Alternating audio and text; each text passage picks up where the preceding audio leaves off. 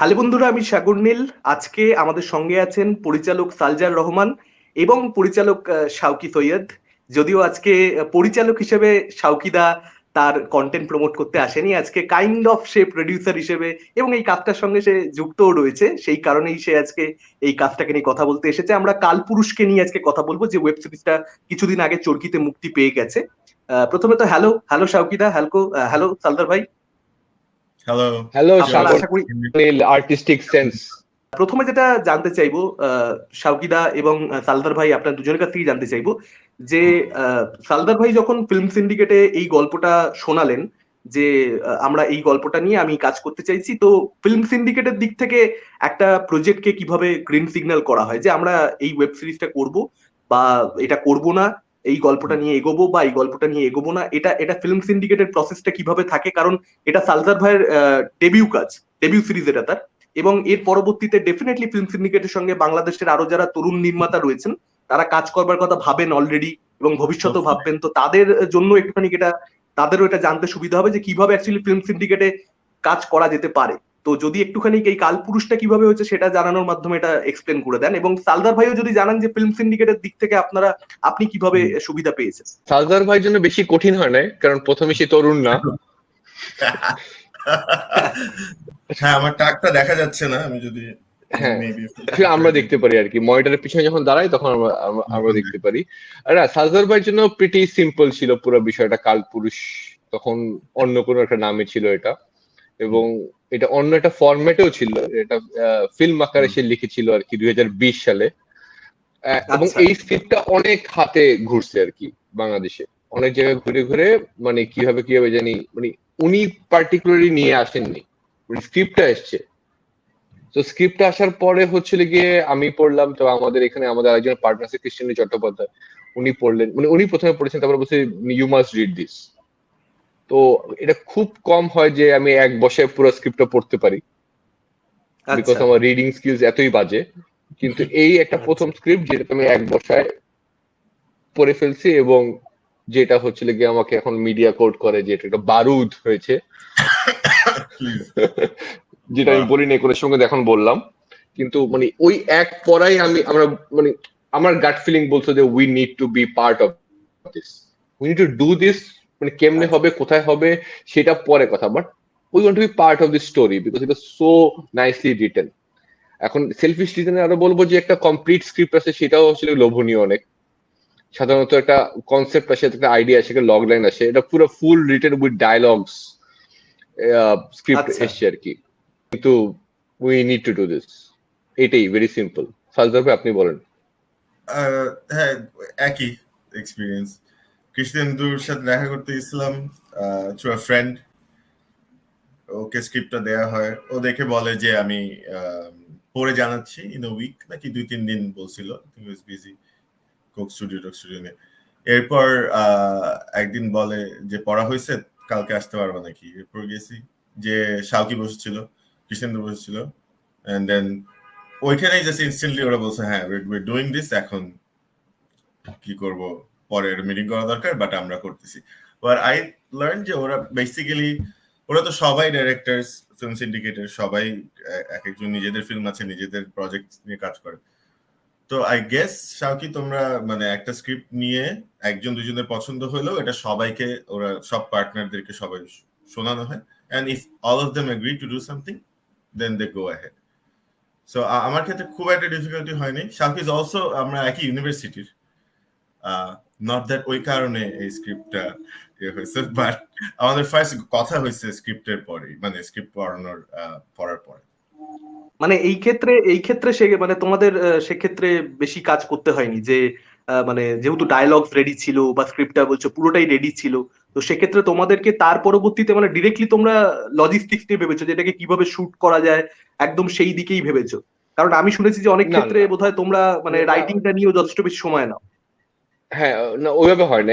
এটা যেহেতু একটা সিনেমার ফরম্যাটে লেখা ছিল প্রথমে, কিন্তু আইডিয়া ওয়াজ যে এটা একটা ফ্র্যাঞ্চাইজি সিনেমা হিসেবে লেখা ছিল, of this characters of Shehzad, পরি, মিরাজ, শফিক, জাহাঙ্গীর, এই নোভা, এই ওয়ার্ল্ডটাকে একটা ফ্র্যাঞ্চাইজি হিসেবে লেখা ছিল ইন দ্য সিনেমা স্ক্রিপ্ট। তো আমাদের কাছে মনে আচ্ছা। হয়েছে যে যেহেতু তুমি তো ঘটনা জানোই, we are losing out on some franchises অন্য প্ল্যাটফর্মে, সো একটা ফ্র্যাঞ্চাইজি ক্রিয়েট করতে চাচ্ছিলাম আর কি। তখনই হচ্ছে আরেকটা ফ্র্যাঞ্চাইজি যেটা আমরা কাজ করছিলাম, যেটার একটা সিজন আসছে, পরবর্তীতে আসবে না হয়তো। তো তো আরেকটা ফ্র্যাঞ্চাইজি আমাদের দরকার ছিল। তো সেই কারণে এটা তখন এই সিনেমার স্ক্রিপ্টকে হচ্ছিল গিয়ে সিরিজ আকারে হচ্ছিল গিয়ে এটাকে ভাঙা হয়। দ্যাট টুক এ টাইম, ওটা কয়েকদিন সময় লাগছে যে এটা এপিসোডিক স্ট্রাকচার করার পরে, এপিসোড স্ট্রাকচার করার পর দেখছি অনেক কিছু নাই, অনেক কিছু মিসিং অথবা অনেক কিছু বাড়তি আছে। সো এটাকে আবার একটু রিরাইট করে তখন সালজার ভাইকে হচ্ছিল গিয়ে আমরা রিরাইট করতে দিয়ে দিচ্ছি। এন্ড উই থট অ্যাবাউট এখন এটা কোন প্ল্যাটফর্মে আমরা এটা নিয়ে যেতে পারি, যেহেতু এটা সিরিজ আকারেই করা যায়, আচ্ছা। এটা ফ্র্যাঞ্চাইজি, এটা ওয়ার্ল্ড ক্রিয়েট করা যায়, because it's a fantasy world, এটা ফ্যান্টাস্টিক ওয়ার্ল্ড অলসো। সো এই ওয়ার্ল্ড ক্রিয়েশনে আমরা কোন প্ল্যাটফর্মে নিতে পারি।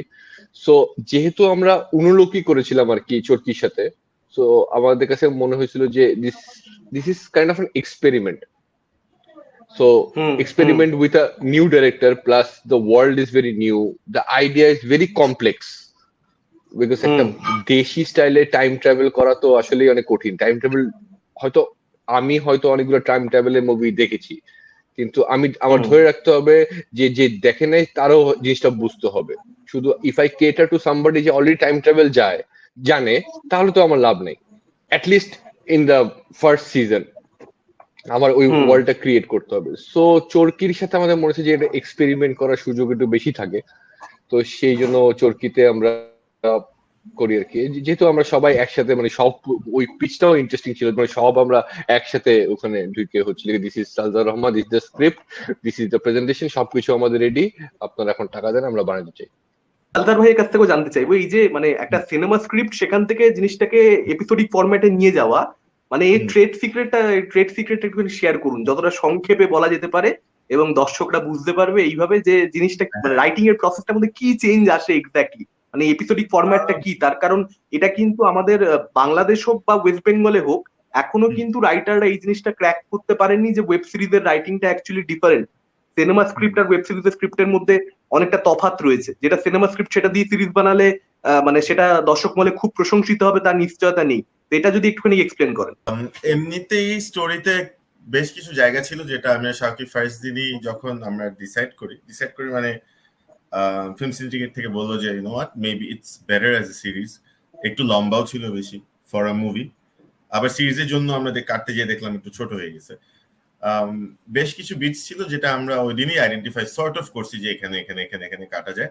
কাটার একমাত্র রিজন হচ্ছে যাতে এমনটা জায়গায় কাটা সো দ্যাট ইমিডিয়েটলি দর্শক নেক্সট এপিসোডটা দেখতে যাবে। মানে স্মলার ভার্সনস অফ ক্লিফ হ্যাঙ্গার্স যাতে থাকে এপিসোডের এন্ডে। এখানে যেহেতু বেশ কিছু জায়গায় নতুন নতুন ক্যারেক্টার বা নতুন ইনফরমেশন এসছে সাডেনলি, তো আমরা ওই জায়গায় ন্যাচারালি ওইসব জায়গায় কাটার কথা ভাবছি।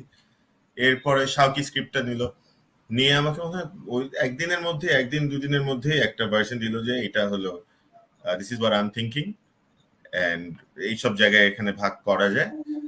এন্ড ওটা নিয়ে আমরা বসলাম, নিয়ে বসে দেখলাম যে কিছু কিছু এপিসোডের লেন্থ অনেক ছোট হয়ে যাচ্ছে, and then reshuffling some episodes, writing new scenes so that আমরা একটা রান টাইম কভার করতে পারি। and ওই শুধু রান টাইম কভার করার জন্য সিনগুলো লেখা না, অবভিয়াসলি সিনগুলো লেখা so that it can help যেসব জায়গায় আমাদের ইনফরমেশন কম আছে, যেসব ক্যারেক্টারকে আমরা ঠিক মতো ফ্লেশ আউট করতে পারিনি, ওইসব সিনস দিয়ে আমরা চেষ্টা করলাম যে একটা ফরম্যাট হয়। এরপর দেখলাম it works fairly well as a series division, and of course once you shoot করার পর এডিটিং এর সময় তো there are further changes, যে মনে হচ্ছে পুরো হোল সিকোয়েন্সই আমরা সরাই ফেলছি, আগে নিয়ে আসছি, পরে নিয়ে আসছি, all of this stuff happens. এই স্ক্রিপ্টটাতে আমার কাছে মনে হচ্ছে প্রথমে এই বিটস গুলো ছিল আর কি, যেখানে এটা episodic, because it's multi character, মানে একটা গল্প ছিল। সো মানে একটা হচ্ছিল কি মিরাজের, আমি হোপফুলি যারা দেখে ফেলছে তাদের জন্যই বলছি এখন। সো মিরাজ এন্ড মিরাজের ওয়াইফের একটা থ্রেড ছিল, তারপরে হচ্ছে মিরাজ এন্ড শফিকের ইনভেস্টিগেশন একটা পার্ট ছিল, মিরাজ মিটিং শেহজাদ চৌধুরী আর একটা থ্রেড, তারপর শেহজাদ চৌধুরীর গল্প আর একটা থ্রেড। সো এটা সিনেমার স্ক্রিপ্টে এটা লেখা ছিল আর কি। সো যখন অনেকগুলো ক্যারেক্টারের অনেকগুলো থ্রেডস থাকে তখন এটা সিরিজ আকারে হচ্ছিল গিয়ে তৈরি করাটা ইজি হয়ে যায়। মানে এটা সিনেমাটাকে আমরা সিরিজ করব এটা পরে আসছে, বিকজ ওই স্ক্রিপ্টটা পড়েই মনে হচ্ছে এটা সিরিজের বিটস গুলো আছে আর কি। সো আর ওইভাবে চিন্তা করে গেলে বেশি আচ্ছা, পার্থক্য এটা না আসলে সিরিজ আর সিনেমার ভিতরে। যে কোনো সিরিজ দেখলে এক্সেপ্ট ফর মানে কোন কোন জায়গায় এপিসোড শেষ হয়, যদি এমনি ওভারঅল ন্যারেটিভ দেখা যায় যে কোনো ভালো সিরিজে দেখা যাবে যে ওইটাও একটা আর্ক ফলো করে, একটা 3x 4x যেভাবে ভাঙছে ওই গল্পটাকেও ভাঙা যায় আর কি।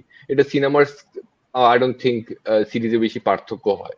যেটা জানতে চাইবো, চঞ্চল চৌধুরী এবং এফএস টাইম এই যে কাস্টিংটা, এটা আমরা কারাগারের ক্ষেত্রেও দেখতে পেয়েছি এবং আমরা কালপুরুষের ক্ষেত্রেও দেখতে পাচ্ছি। তো এটা কি মানে স্ক্রিপ্টের দরকার ছিল বলে করা, নাকি এটা ফিল্ম সিন্ডিকেট থিং যে আচ্ছা ঠিক আছে আমাদের সিরিজে এই দুজনকে নিয়ে আমরা কাজ করি, এরকম কি কোনো ব্যাপার আছে নাকি? সালজাবে আপনি বলবেন না আমি বলবো? আমি কিভাবে বলবো এটা ফিল্ম সিন্ডিকেট কি এটা ম্যান্ডেটেড?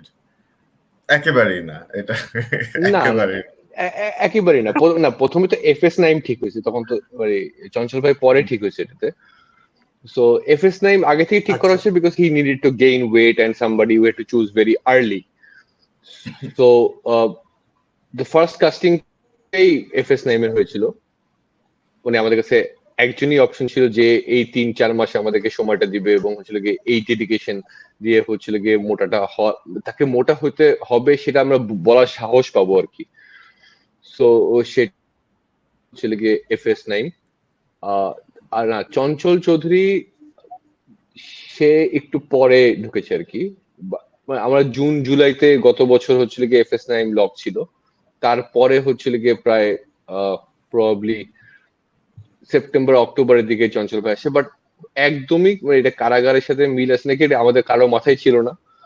এটা হয়তো দুইটা মানে ইনফ্যাক্ট যারা সিরিজ দেখছে তাদেরও কোনো কম্পারিজনের কোনো সুযোগ নাই এখানে, বিকজ গল্পটা সেটা কোনো মিল নাই।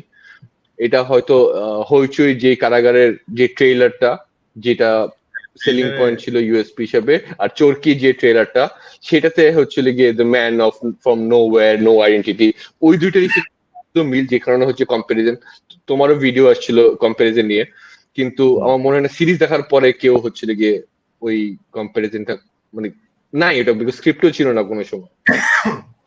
আর এরকম একটা ওয়াকি ক্যারেক্টার যে শ্বেতা চৌধুরী দরকার ছিল আমাদের, সেটা চঞ্চল চৌধুরীর চেয়ে ভালো আমাদের মাথায় কেউ আসে নাই। সো মানে এটা কারাগারের চিন্তা করে হয় না আর কি। আর টেকনিক্যালি এত বেশি সাউন্ডেড এই কাজটা, কালপুরুষ, হুম। সেটা মানে বাংলা কন্টেন্টের ক্ষেত্রে খুব রেয়ারলি দেখা যায়। মানে বিশেষ করে যেহেতু একটা বাজেটের প্রবলেম থাকে, একটা বাজেটের ইস্যু সবসময় থাকে বাংলা কন্টেন্টের ক্ষেত্রে, সেই দিকটা নিয়ে যদি একটুখানি কথা বলেন যে এই ডিপার্টমেন্ট গুলোর কাজ যাতে ভালো হয় এবং আর পাঁচটা অন্যান্য বাংলা ওয়েব সিরিজের তুলনায় ডিফারেন্ট হয়, সেটাকে কিভাবে আপনারা এনশিওর করেছেন। এবং লোকেশনের কথাও আমি এখানে বলতে চাই, মানে এমন কিছু লোকেশনে শুট হয়েছে যে লোকেশন গুলো কিন্তু মানে যে লোকেশন গুলোতে আমরা খুব একটা বাংলাদেশের সিরিজ দেখতে পাই না। তো সেটাও কি আগে থেকেই মানে আর কি মানে কনসিয়াস ডিসিশন যে আমরা এমন লোকেশনে শুট করব যেখানে দেখা মানে দেখতে পায় না আর কি খুব একটা দর্শক? এমন লোকেশনে শুট করব না, কিন্তু ইন্টেনশনালি আমাদের ডিওপি বরকত হোসেন পলাশ আর আমি যখন এমনি বসছি, ওয়ান অফ দ্য মানে ডিসকাশনের ছিল যে আসলে ধানমন্ডি লেক যেখানে মার্ডারটা হয় না, ওটা অনেক পপুলার একটা জায়গা, everybody has seen that place. হ্যাঁ, কোটি কোটি মানুষ রাত দিন যায়, আমি বড় হয়েছি ওখানে।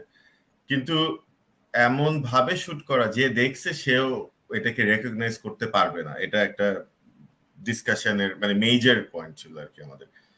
তো ওইটা করতে যে আমরা এমন একটা কর্নার পাইছি, আসলে ওই কর্নারটা ধরেই লেখা। আমি ওখানে হাঁটাহাঁটি অনেক বেশি করতাম, আমার অফিস থেকে বাসা, বাসা টু অফিস, কোভিড টাইমে লেক দিয়ে যেতাম।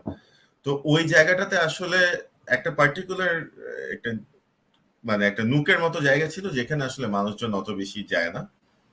তো ওই জায়গাটাতে শুট করা হয়েছে। ইট ওয়াজ ডিফিকাল্ট টু শুট, ওইটা একটা। and then I don't know, the rest of it হচ্ছে যে when you have so many competent people, each an artist in their own fields, whether এখানে অনিম, পলাশ is for the cinematographer, যে অনিম যে কালারও করছে, এডিটও করছে, দেন শাওকি তো through out overall project oversee করছে, and then there's শাওন যে ভিএফএক্স করছে, and then অভিষেক যে সাউন্ড করছে। সবাই যেহেতু নিজেদের ওই ফিল্ডে অলরেডি বেশ মানে অলরেডি ওদের কাজ আছে এবং প্রুভেন ওয়ার্ক, সবাই যদি একটা প্রজেক্টের মানে প্রি প্ল্যানিং ভালো হয় আর ঠিক মতো একই একটা মোটামুটি কনসেপ্টটা ঠিক থাকে, সবাই একই ফিলোসফির দিকে যায়, এটা এমনিতে ভালো হবেই। আসলে প্রি প্ল্যানিংটাই আর একটু বেশি important rather than you know project করার সময় কি হয়। আগের প্ল্যানিং ভালো থাকলে everything else falls into place. শাওকিদা এটার প্রথম থেকেই আইডিয়াটা ছিল যে একটা ওয়ার্ল্ড আমাদের ক্রিয়েট করতে হবে, the world is a character itself. So ওই ওয়ার্ল্ড ক্রিয়েশনটাতে একটা নিউনেস থাকতে হবে, সেটা অবশ্যই সবার প্ল্যান ছিল। আর ভিজুয়াল এলিমেন্টস গুলো ডিফারেন্ট লাগার কারণ হচ্ছিল কি মানে ইন্টেনশনালি ডিফারেন্ট করার চেষ্টা আর কি, যেসব জায়গাগুলো আমরা দেখছি। এবং এটা একটা মানে প্রশ্নটা হচ্ছিল গিয়ে মানে বাকি সিরিজের সাথে কেন অত মিল দেখা যায় না, নতুন লাগে, বিকজ অবশ্যই ডিরেক্টরটা নতুন, তার ভিশনটা নতুন। কারণ আমরা যারা অনেক আগে থেকে শুটিং করি, তো আমরা মোস্ট শুটিং যেখানে হয় সেই সব জায়গায় ফর ইজি অ্যাক্সেস আমরা ওখানে শুটিং করি আর কি, বিকজ ওনারা তো শুটিং এর এক্সপিরিয়েন্সটা অত নাই। সো তার ভিশনটা হচ্ছিল কি অনেক ফ্রেশ। সো সেই জায়গাটা থেকে আমাদেরকেও পুশ করছে যে হচ্ছিল গিয়ে লেটস এক্সপ্লোর নিউ প্লেসেস। যেরকম সিরাজ চৌধুরীর যেই বাসাটা, যে বাড়িটা, পুরান ঢাকায় একটা বাড়ি আর কি, ওই বাড়িটা হয়তো ওই বাড়ির পাশ থেকে আমরা অনেকবার গিয়েছি আর কি, কিন্তু এই বাড়িটাই লাগবে বিকজ সে যখন স্ক্রিপ্ট লিখেছে তখন যে জানে যে এই বাড়িটাই হতে হবে। তো তখন এটা শুটিং কোথায় হবে, ফিল্ম সিন্ডিকেট করবে না কে করবে, সেটা হচ্ছে ইম্পর্টেন্ট ছিল না। অনেক কিছু বিষয়ে অনেক স্পেসিফিক ছিল, যে মিরাজ যেই কলোনিতে থাকে সেই কলোনিটা একটা কলোনির মতো একটা বাড়ি হতে হবে, সেটা সে আগে থেকেই ভিশন ছিল। Plus even though he is a first time director, তো এখানে শুধু ফিল্ম সিন্ডিকেট কেন, এখানে ওনার যে এইচওডি যারা হেড অফ ডিপার্টমেন্ট ছিল, একটা আর্ট ডিরেক্টর অথবা সিনেমাটোগ্রাফার অথবা কস্টিউম ডিজাইনার, সবাই মানে ওনারা এত হাই পারফর্মার, মানে এক একজন বিশিষ্ট মানুষ আর কি আমাদের ইন্ডাস্ট্রির। সো ওই ভিশন, বিকজ ওনার ভিশনটা তো অনেক ওয়াকি, মানে সে যে ওয়ার্ল্ডটা তৈরি করছে সেটা তো আমাদেরও হচ্ছে অনেক বুঝতে অনেক সময় লাগছে। বিকজ আমরা সবচেয়ে বেশি প্রশ্ন আমরাই করছি ওনার কাছে, যে হোয়াট ইজ দিস, মানে এক্সপ্লেন, মানে ওনার ভিশনটা বুঝে ওটা এক্সিকিউট করা। So we needed those best people আর কি, এটা আর্ট, কস্টিউম, তারপরে হচ্ছে গিয়ে cinematography. So he was blessed with a very good team আর কি। ওই জিনিসটা পুশ করা যে let's create something new, that was the intention. Kalpurush নিয়ে তো কথা বললামই, 2020 2021 এই সময়টাতে, 2022 আমি বলবো, এই 3 বছর বাংলাদেশের থেকে আমরা যেরকম ওটিটি কন্টেন্ট পেয়েছি, 2023-এ কিন্তু সেই লেভেলটা অ্যাচিভ করা গেল না।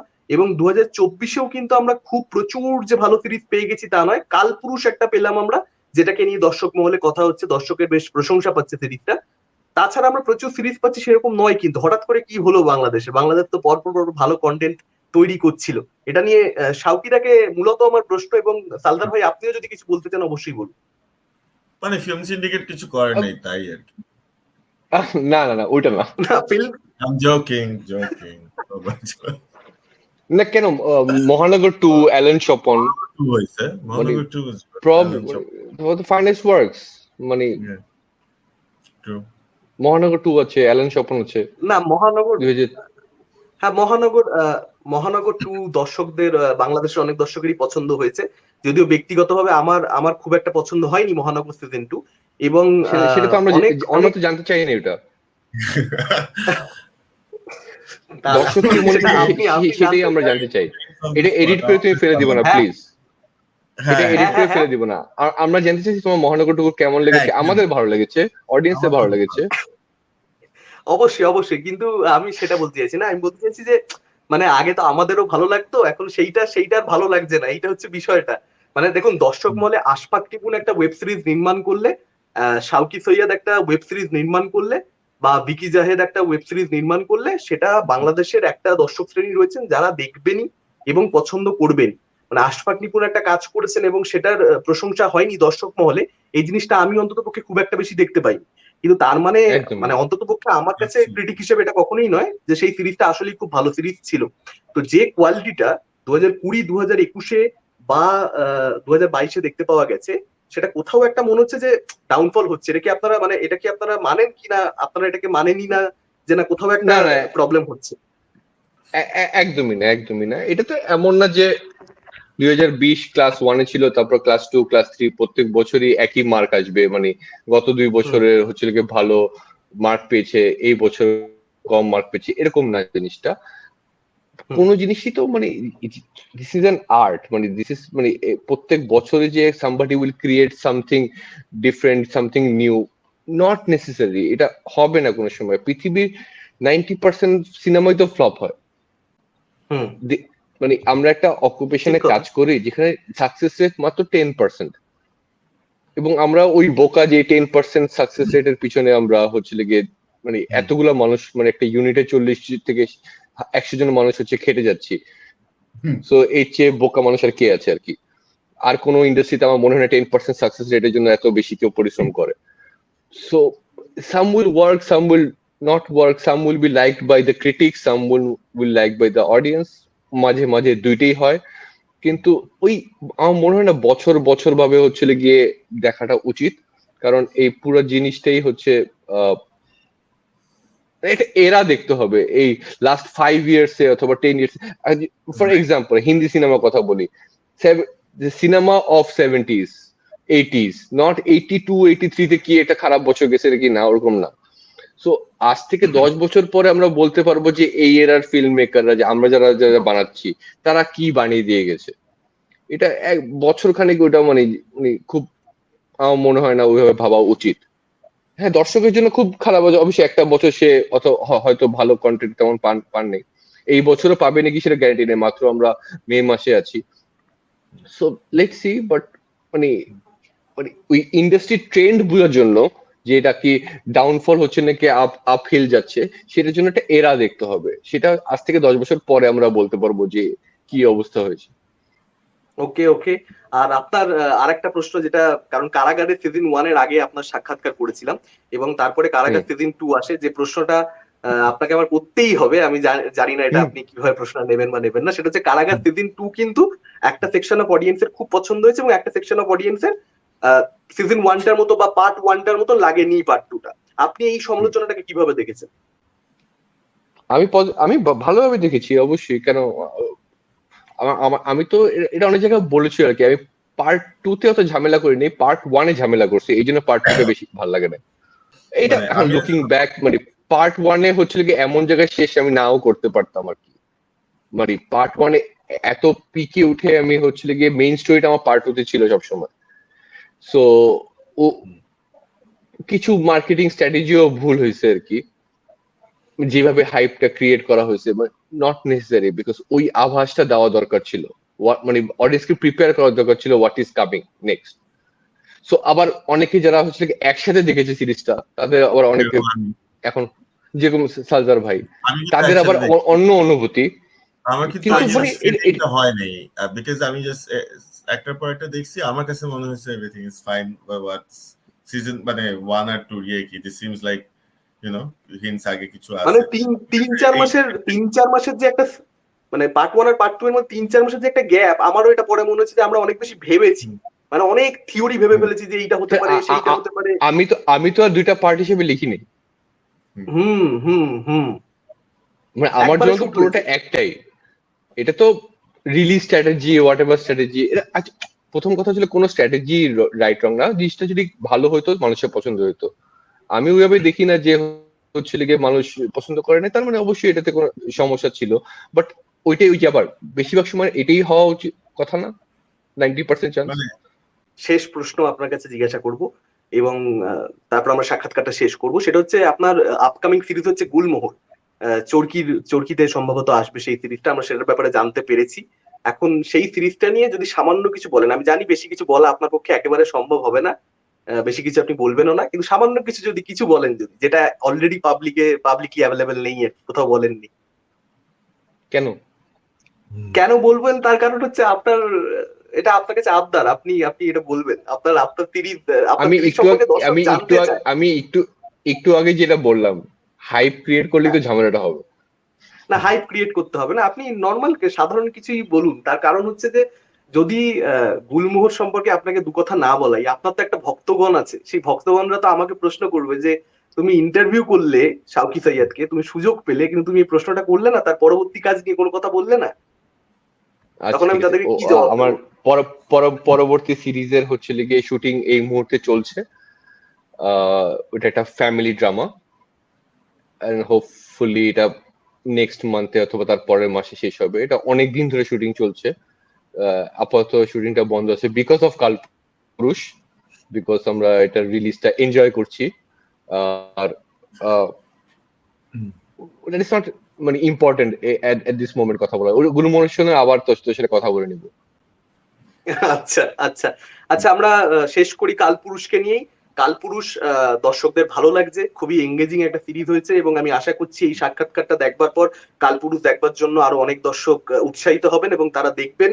এবং আপনারা যারা দেখে ফেলেছেন অলরেডি, তারা ডেফিনেটলি আমাদের কমেন্ট করে জানান যে আপনাদের কিরকম লেগেছে। শাওকিদা এবং সালদার ভাই, আপনারা অবশ্যই দর্শকদেরকে জানিয়ে দিন আপনাদের কিছু বলার থাকলে দর্শকদেরকে, কালপুরুষ ওয়েব সিরিজকে কেন্দ্র করে আপনারা অবশ্যই ডিরেক্টলি কমিউনিকেট টু অডিয়েন্স। সালদার ভাই, দ্য ফ্লোর ইজ ইয়ার্স। সিরিজটা দেখেন, দেখে অনেস্ট রিভিউ দেন। আমরা একটা চেষ্টা করছি, we all tried together to do something. ওটার কাছাকাছি হইলে will be happy. If people are happy, I am happy certainly. আমার এন্ড থেকে আই এম অলরেডি হ্যাপি। মানে ফিল্ম বানানোর চান্সই বা কে পায় আসলে, কয়জন মানুষের অপরচুনিটি হয়। I love it, I hope Shawki loves it, we all love it. এই জন্যই আমরা রিলিজ করছি। সো লেটস দেখেন, দেখে অনেস্ট ক্রিটিসিজম দেন, will learn and be better for it. মানে মানে এটা দেখেন বিকজ মানে আজকে এই মুহূর্তে আমি সালদার ভাই সবচেয়ে বেশি কথা বলতে দেখছি এই সাগরনীরের চ্যানেলে। সো উনি যেটা কষ্ট করে কথাগুলো বললো, এই লোকটা হচ্ছে his first work and it is pretty Assam that we believe in. অবশ্যই দেখুন আর কি, যেহেতু সাগরনীর বললো যে বছরগুলো ভালো যাচ্ছে না, তো হোপফুলি অডিয়েন্স সাবস্ক্রাইব করলে, মানুষ পছন্দ করলে ভালো আলো আবার আসবে। আপনার আপনার কথা মতো তো আলো আছেই, অতএব চিন্তার কিছু নেই। না না, আলহামদুলিল্লাহ। চলুন চলুন, থ্যাংক ইউ ইন্টারভিউ দেওয়ার জন্য। আমরা আশা করি থ্যাংক ইউ পরবর্তীতে কখনো আবার একসঙ্গে বসতে পারবো, আবার কোনো সিরিজ নিয়ে চ্যাট করতে পারবো। Thank you. Thank you, thank you, love you.